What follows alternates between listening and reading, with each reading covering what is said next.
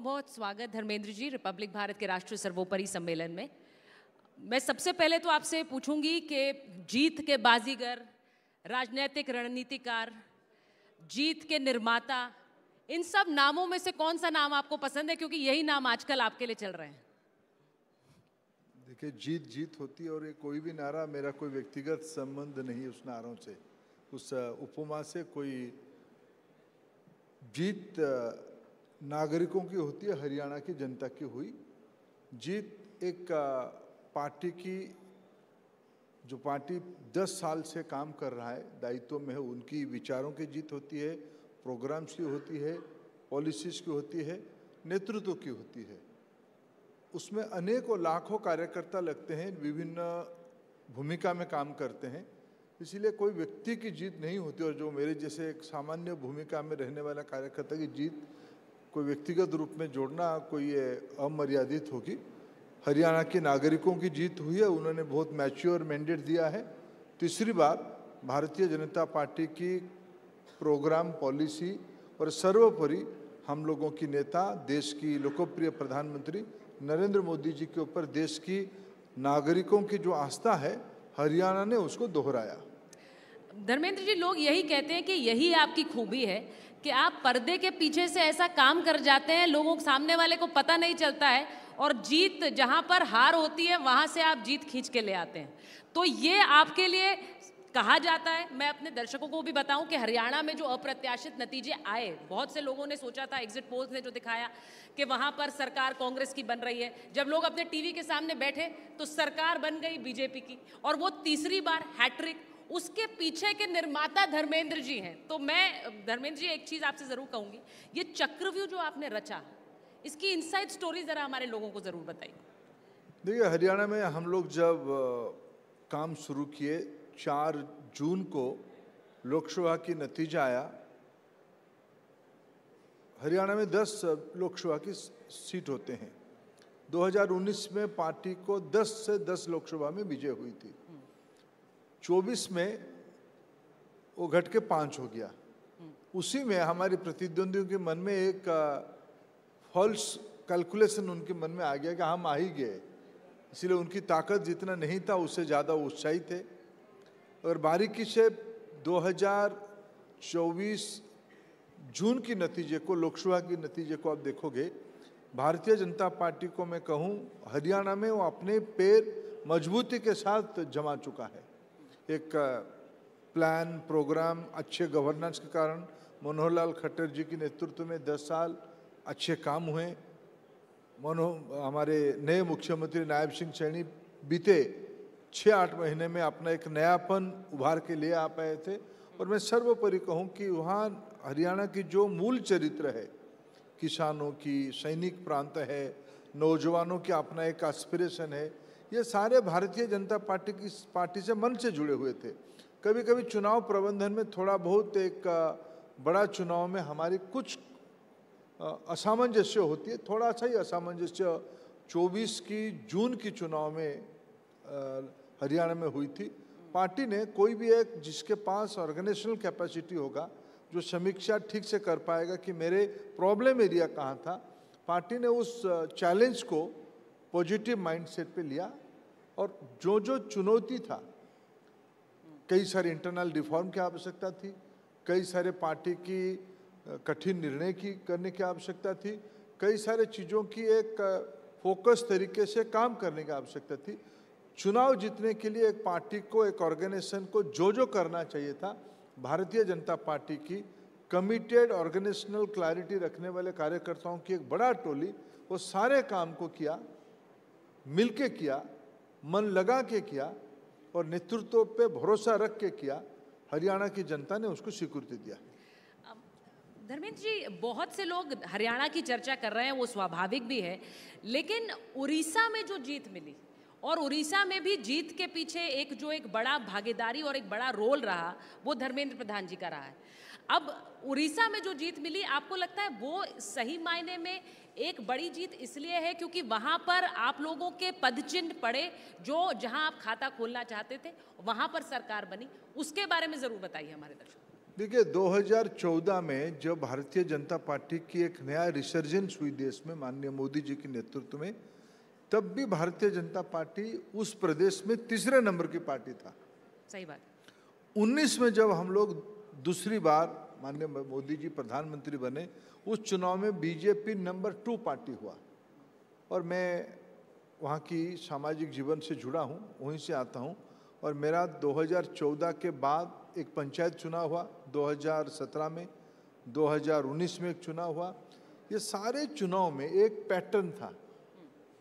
वहाँ एक स्थानीय नेतृत्व था, हमारी पार्टी की अपना एक ताकत थी, लेकिन उसके ऊपर कॉन्सिस्टेंटली प्रधानमंत्री नरेंद्र मोदी जी की ऑल इंडिया एक्सेप्टेंस रेटिंग अगर सबसे कोई 2-3 प्रांतों में होता था, उड़ीसा में होता था। मोदी जी के ऊपर वहाँ के लोगों की एक बहुत बड़ा भरोसा था। वहाँ की स्थानीय सरकार भ्रष्टाचार, खराब शासन प्रणाली, मिस गवर्नेंस और लोगों के प्रति संवेदनहीनता की एक आप पीक तक को पहुँच चुके थे। उसके ऊपर लोगों की नाराजगी था। भारतीय जनता पार्टी एक विकल्प के नाते 2019 में उभर चुका था और 2024 आते आते पार्टी ने तय किया हमें एक पूरी ताकत लगा के वहाँ सामर्थ्य दिखानी है। वहाँ की जनता के सामने ही हमने ऑल्टरनेटिव आइडिया दिया, ऑल्टरनेटिव कल्पना रखा, उड़िया अस्मिता, क्योंकि वहाँ उस प्रदेश में उड़ीसा की नेतृत्व को हड़पने का एक बैकडोर एंट्री का एक प्रयास हुई थी। उसके ऊपर एक रिएक्शन था समाज में।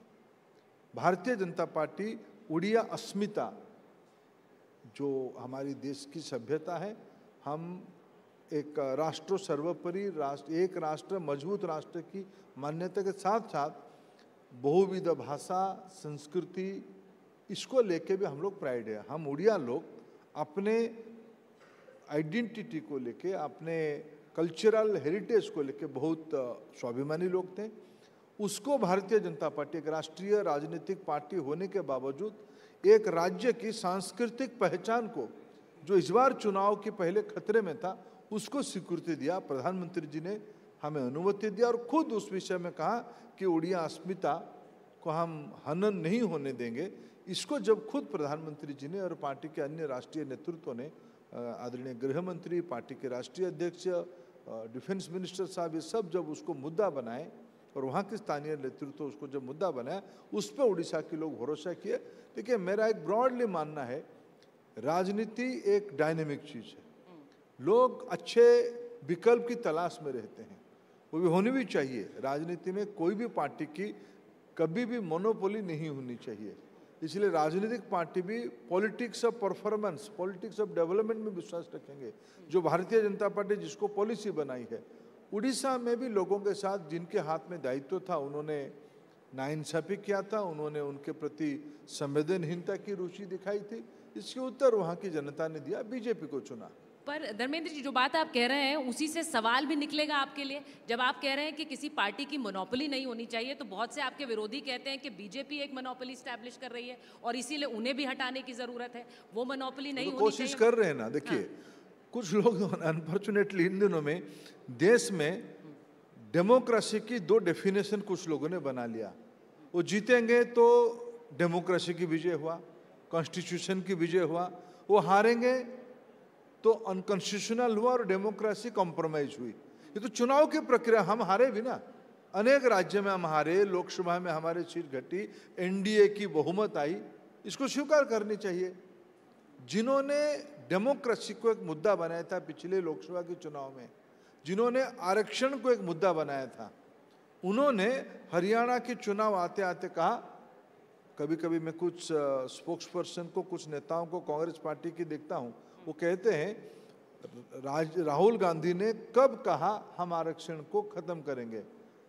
मैं ऑन रिकॉर्ड आपकी चैनल पे कहता हूँ, राहुल गांधी जी स्वभावतः एक अनडेमोक्रेटिक व्यक्ति है, अनकॉन्स्टिट्यूशनल व्यक्ति है। उनको भारत की मूल आत्मा के साथ कोई लगाव नहीं है। संविधान हाथ में लेके घूमते हैं, संसद में भी आते हैं, संविधान कहता है आरक्षण है, संविधान आरक्षण के लिए प्रतिबद्ध है। उन्होंने यहाँ नहीं, अमेरिका में जाके कहा अगर हम चुनाव जीतेंगे तो भारत में आरक्षण को खत्म करेंगे। ये ऑन रिकॉर्ड है, ये कोई बंद कमरे में उन्होंने नहीं कहा था, कैमरे के सामने कहा था।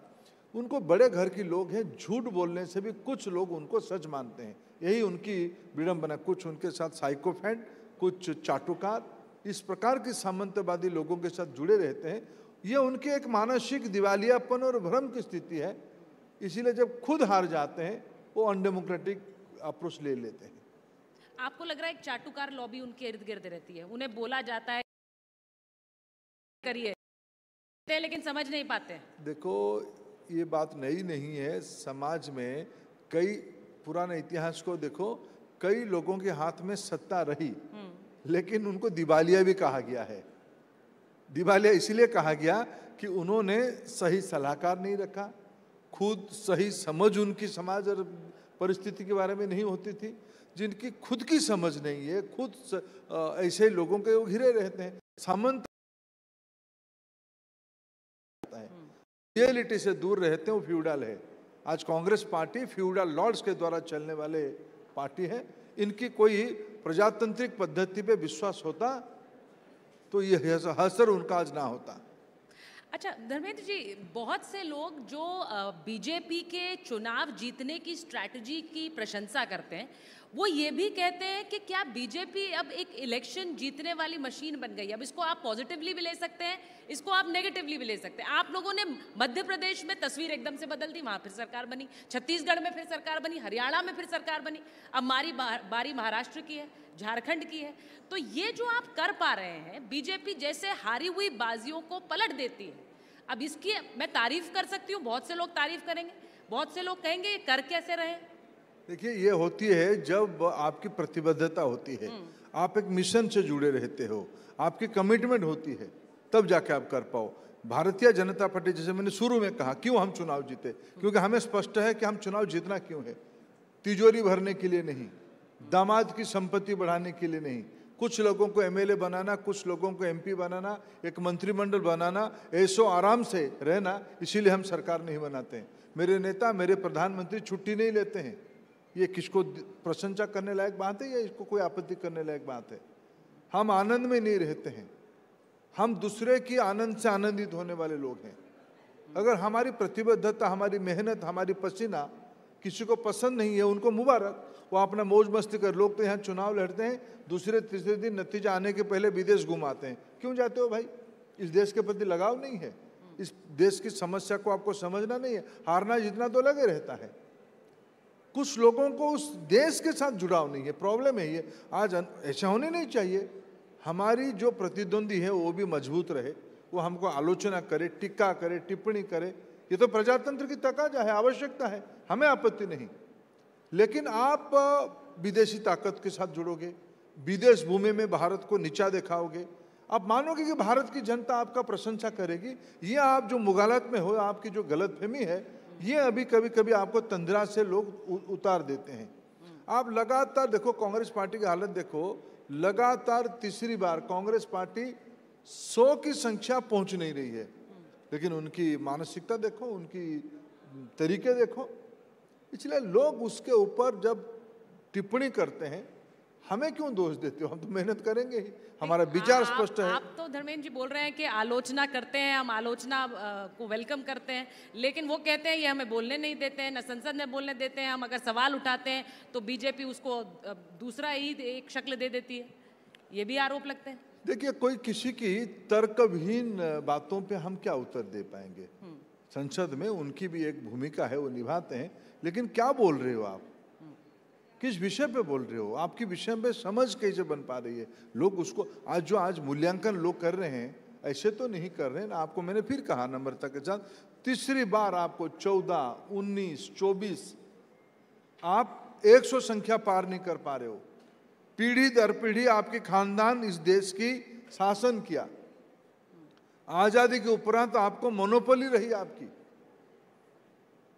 आपको तो कभी 400 से ऊपर सीट भी मिला था, लेकिन आप नहीं परफॉर्म कर पाए। इसकी जिम्मेवार तो भारतीय जनता पार्टी नहीं होगा ना, देश की जनता ने आपको गद्दी से, सेवा से निवृत्त रखा है। अरे धर्मेंद्र जी, एक सवाल मैं आपसे पूछूंगी। आप प्रधानमंत्री नरेंद्र मोदी के साथ भी बहुत क्लोजली आपने काम किया है, गृह मंत्री के साथ भी आप काम कर रहे हैं, अमित शाह जी के साथ। दोनों का जो वर्किंग स्टाइल है, क्योंकि आप संगठन से जुड़े हुए हैं, आप सरकार से भी जुड़े हुए हैं, दोनों का वर्किंग स्टाइल को आप कैसे भिन्न मानते हैं और कैसा एक जैसा मानते हैं कि उनकी जोड़ी इतनी हिट रही है?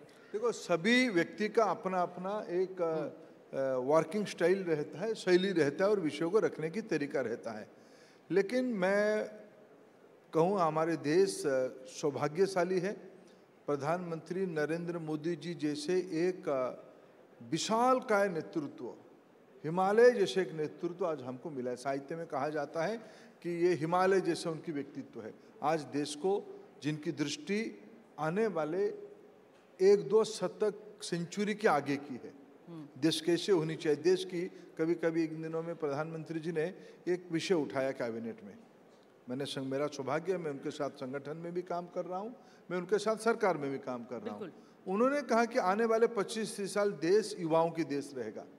धीरे धीरे हमारी देश जैसे विकसित हो जाएगा, हमारी अर्थनीतिक स्थिति जब ठीक हो जाएगी, तब हमारी पॉपुलेशन एजिंग होगा, वयस्क हो जाएगा, तब हमारी व्यवस्था कैसे होनी चाहिए, ऐसे समाज की रचना कैसे होनी चाहिए, नागरिक सुविधाएं कैसे होनी चाहिए। 2024 में हम 2047 की स्थिति कैसे होगा कल्पना कर रहे हैं। आने वाले सदी के अंत तक भारत में अर्थनीतिक स्थिति क्या होगा, उसमें सामाजिक व्यवस्था क्या होगा, न्यू ऑर्डर क्या आएगा, इसकी दृष्टि रखने वाला नेतृत्व है। दूरदृष्टा है, अथक परिश्रमी है और एक टीम बना के एक प्रधानमंत्री नरेंद्र मोदी जी जैसे एक डेमोक्रेटिक वैल्यूज को, प्रजातांत्रिक मूल्यों को मानने वाला नेतृत्व, देश आज उन्हीं के नेतृत्व से आगे बढ़ रहा है। मेरे जैसे व्यक्ति उनके साथ काम करके खुद को सौभाग्यशाली मानता है।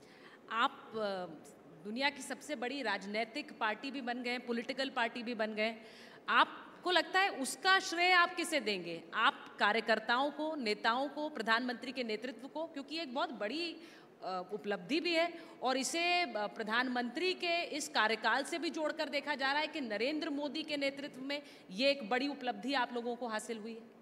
देखिए, इस देश में ना ये सत्य सनातन बात है, इस देश की एक विचार है। भारत एक सभ्यता है, भारत की एक विचार है, जिस विचार के विश्वासी स्वयं प्रधानमंत्री नरेंद्र मोदी है, हम लोग भी हैं। हमारी विचारधारा सर्वोपरि है, आइडिया सर्वोपरि है, नीति सर्वोपरि है। निश्चित रूप में उसको इंटरप्रेट करना, नीतियां तो रहती है, विचारधारा तो रहती है। रेनेसांस किसको कहा जाता है, कभी कभी उस रेनेसांस को इंटरप्रेट करने के लिए एक नेतृत्व की आवश्यकता होती है, एक चेहरा की आवश्यकता होती है। आज उस नेतृत्व की स्पेस को प्रधानमंत्री नरेंद्र मोदी, ना केवल इस देश के लिए, मैं तो भारत को सौभाग्यशाली मानता हूं, इसी क्षण में विश्व की गरीब देशों की पहचान भारत के प्रधानमंत्री नरेंद्र मोदी बन रहे हैं। उसके ऊपर निश्चित रूप में एक आइडिया, एक आइडियोलॉजी और एक लीडर की विजन को इम्प्लीमेंट करने के लिए एक विचार स्पष्ट समर्पित कार्यकर्ताओं की झुंड चाहिए, जो भारतीय जनता पार्टी एक कंटिन्यूअस विशेष पद्धति से उसको निर्माण करती है। धर्मेंद्र जी, आज जो आपके साथ ये संवाद सेशन रहा, इसका शीर्षक हमने रखा था हरियाणा का बाजीगर, लेकिन क्योंकि आप शिक्षा मंत्री हैं, मेरा एक सवाल जरूर आपसे पूछूंगी। बड़े बड़े चुनाव हम करा ले रहे हैं इस देश में, लेकिन अभी तक हम पेपर लीक नहीं रुकवा पा रहे हैं। देखिए, पेपर लीक थोड़ा हमारे देश में एक मैं उसको एग्जैजरेट नहीं कहूँगा, लेकिन कभी कभी जो उसको चित्रित किया जाता है, भारत एक युवाओं की देश है। बिल्कुल, भारत की युवाओं की आकांक्षा एकदम ऊंचाई तक है। व्यवस्था चलाने वालों की जिम्मेवारी है, मैं जिम्मेवारी कहता हूँ, मैं उस जिम्मेवारी से भागने का बात नहीं कह रहा हूँ।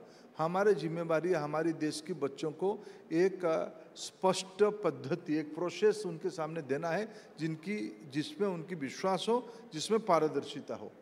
आज की सरकार उसके प्रति कटिबद्ध है, हमने उसमें कई सुधार लाए हैं।